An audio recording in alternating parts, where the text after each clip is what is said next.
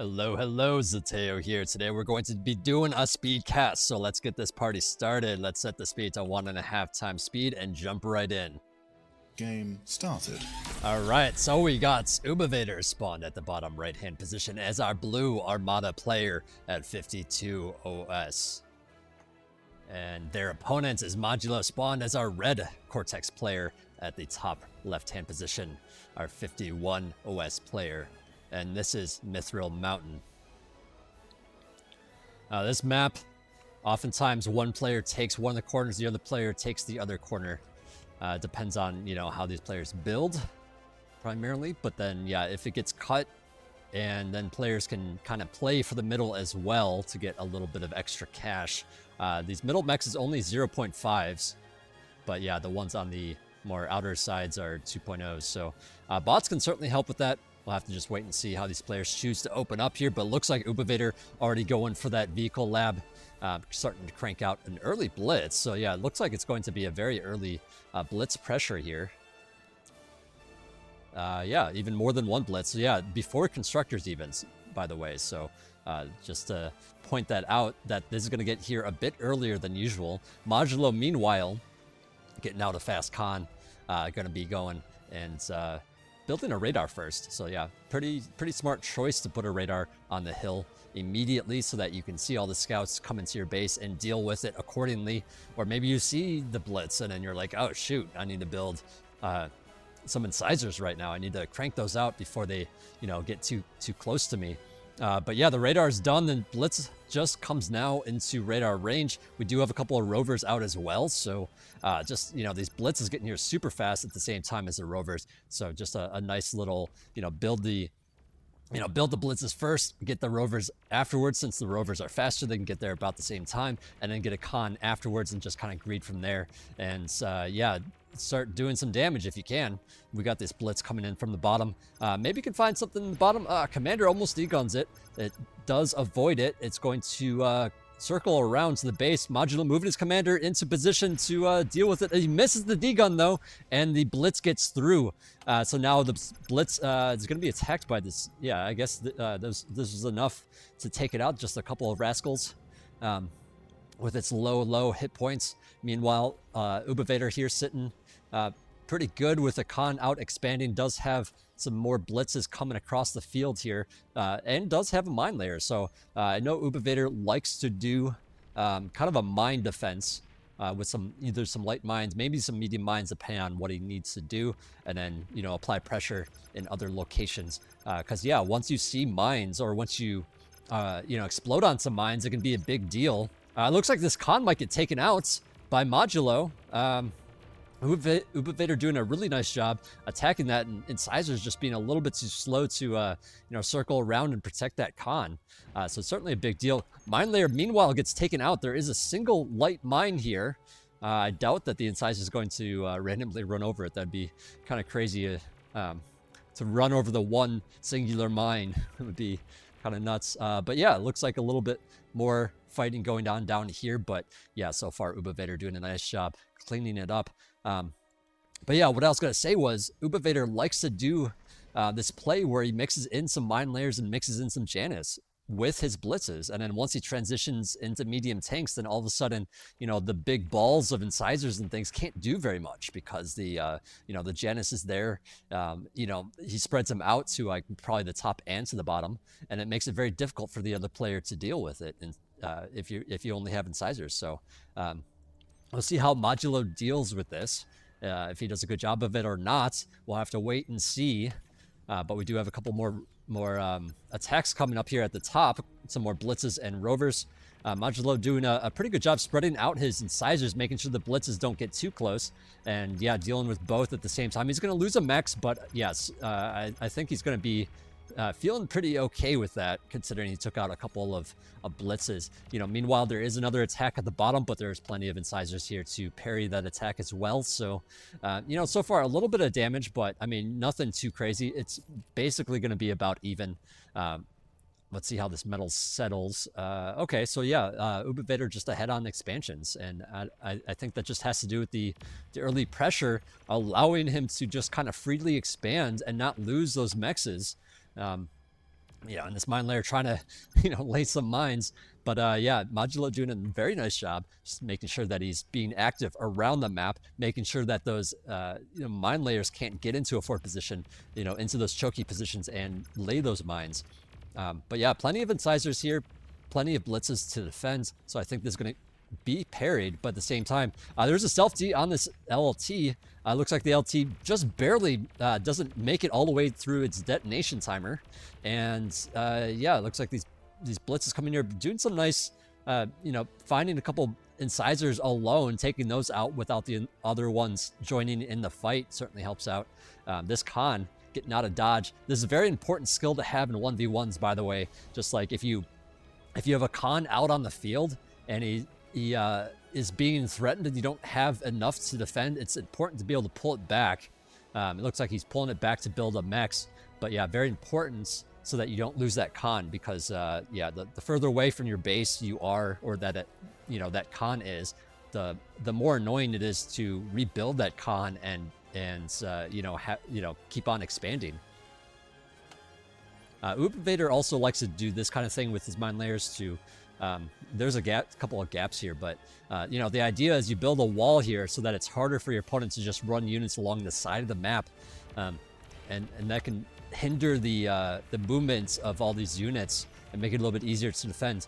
But yeah, these incisors actually get in here. There's actually a Khan moving past there as well. The Khan's actually going to be nice and safe, just moving up like that. But yeah, these incisors get in here doing some bits of damage. Meanwhile, there are some blitzes out here doing some damage on the other side of the map too. Going to be able to take out this Khan, and that's certainly a big deal. Modulo going to be hurting after that one. Just going to have to build another Khan and send one over. But yeah, lots of aggression going on this map at the moment. A couple of incisors still being dealt with at the main base of Ubivator. But yeah, so far no like gigantic bits of damage. I mean, Ubivator did lose a bunch of mexes, I guess, at the bottom here, but he does have a Khan around that he can just retake these mexes. But unfortunately, he's just gonna be on strike apparently, just deciding not to work today. But yeah, the incisors still roaming around, even find this other Khan, take out the LT as it's finishing, and now this Khan even going to get picked off here as well. So Modulo doing an exceptional job. Meanwhile, there's some mines on this left-hand side, and yeah, a couple of incisors get taken out there by these medium mines, and yeah, that's certainly a lot of damage. And I'm not sure if this is going to be, enough to pursue attacking this location. There's a couple of LTs, there's a commander there, so I think that's some pretty solid defense there for very little cost. But yeah, Ubivator doing what he can to rebuild that Khan back at the bottom here, deciding to work again. There is a bit of a skirmish here, Ubivator trying to apply the pressure back on Modulo, but Modulo's not having it. He's got plenty of medium tanks here for defense, and these incisors are already very damaged. And yeah, that's pretty much cleaned up. This LT can very easily deal with this very hurt blitz, so no big deal there. Ubivator moving his commander to the bottom left-hand corner now.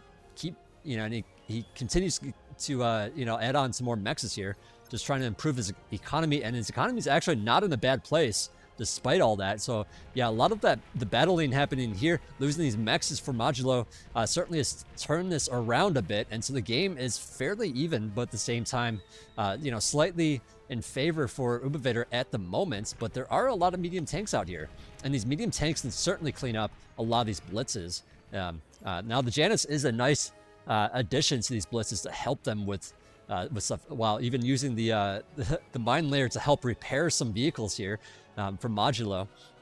Mine layers don't have a lot of build power. They only have, what, 40? Yeah, 40 build power is not a whole lot. So it's not the greatest healing in the world, but at the same time, every little bit counts. And yeah, I mean, the game is kind of still at a fast pace here. We do have some slower units being added on here, but they're mostly there for support. They're not like the mainstay of this army. It's more just like, have them in this region, and defend with, or utilize them to defend and get a little bit of extra damage from a distance. Ubivator, continues to move on with his commander, still building some more mechs, taking out this position, and this is going to be very difficult for Modulo to deal with. But at the same time, Modulo has his medium tanks in this forward position at Ubivator's base, And I don't know if there's really enough here to defend it. These medium tanks continue to do damage. They got some extra range on those blitzes, so they can do a lot of damage. But yeah, it looks like Modulo moving his tanks out of that position, out of that region, maybe gonna let them heal up a little bit. All units have a bit of regen, by the way. You know, it's set to go off. I think it's like 3 minutes after they were last fighting or last took damage that they start repairing. But yeah, a little bit of repair automatically happens. And so just keeping these units alive, I mean, it looks like he might be sending them all the way back to repair, but either way, they are going to regenerate some health pretty soon here. So, you know, just a nice way to just kind of reduce the amount of damage on your units. I see so many new players just kind of sacrifice their tanks and say like, well, you know, I'm just going to send them in, whatever the damage they can do, but then you leave around all these wrecks, and it's so easy for your opponent to just resurrect them or reclaim them and benefit from those wrecks. So I think this is a very smart choice from Ubivator to just, or I'm sorry, from Modulo to just like pull those units back and make sure that they can fight another day and repair up a little bit. Yeah, that health is going up now. But yeah, we do have a ball of medium tanks and lashers here, even a singular incisor in this mix. And this is going to pose an issue for Ubivator. You know, his commander's down there, and these lashers can certainly, you know, take some shots from a distance. But I guess for now, just kind of chilling. I guess, yeah, holding this position so they can set up some mines, perhaps. Meanwhile, there is some more fighting at the top here. But yeah, it's mostly Janus to deal with this. And, you know, Januses on the retreat are kind of tough to deal with when you got things like medium tanks and lashers. You know, lashers are a little bit too slow for the Janus. Medium tanks will eventually catch up, but at the same time, the Janus, if they're on the retreat, can certainly, you know, keep creating more distance between them. And that becomes kind of challenging. Modulo does start securing the mountain here in the center of the map. Building some radar, getting those mexes going, even an anti-air turret just in case. Looks like Ubivator is transitioning into bombers, so I think Modulo, you know, reading the situation really well. Knowing that air could happen at any time as the game gets more of a becomes more of a stalemate. And yeah, with these mines here as well as the Janus, I think this is really difficult for Modulo to get in here.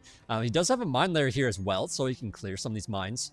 You know, the mine layer actually has an attack that clears mines. It's just FYI, so it can you know, see and deal with those. But yeah, it looks like yeah, the mine layer gets popped there.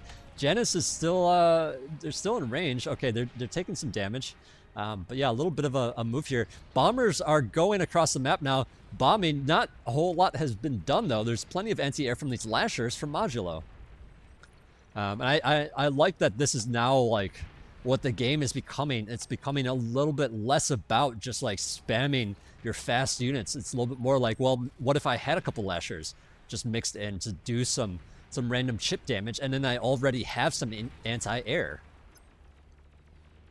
Yeah, I think it's a reasonable thing to just have a couple out.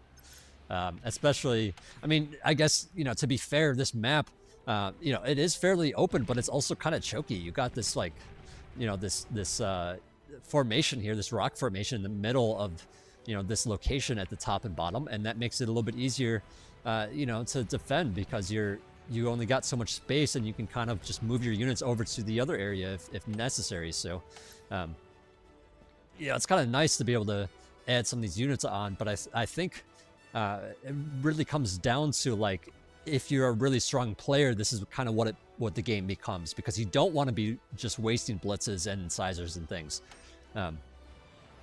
Yeah, and you want to have these more powerful units that can get some free damage, or, you know, absorb a lot of damage in terms of like, you know, the medium tanks can absorb a lot of damage and have that extra range. So, you know, it's kind of more long-term units compared to blitzes and incisors.